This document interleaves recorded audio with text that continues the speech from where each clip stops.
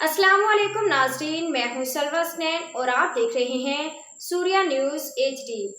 आइए नजर डालते हैं आज की अहम खबरों पर। जमात अहले सुन्नत पाकिस्तान हैदराबाद डिवीजन का अहम इजलास। जमात अहले सुन्नत पाकिस्तान हैदराबाद डिवीजन का अहम इजलास ज़ेर सदारत हज़रत अल्लामा पीर मोहम्मद अरशद रहमानी अमीर जमात अहले सुन्नत पाकिस्तान हैदराबाद डिवीजन के बमुकाम रिहाइश का डॉक्टर पीर सैयद अनवर अली नियाजी ऑर्गेनाइजर हैदराबाद डिवीजन के मुनाकिद बाद इसकी कार्रवाई डॉक्टर पीर सैयद इस्लामुद्दीन बुखारी हुसैनी नाज़्म आला हैदराबाद डिवीजन ने चलाई।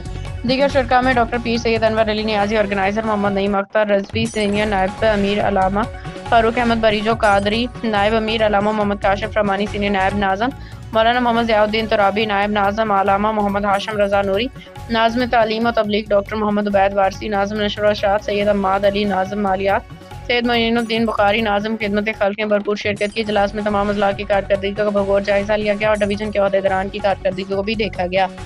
मरकज़ी अमीर मोहतरम मोहम्मद और मरकज़ी नाज़्म आला क़िबला की तकर्री पर भरपूर इत्मीनान करते हुए उनके हर इक़दाम पर मुकम्मल तौर पर उनकी इताअत और वाजिब समझी गई।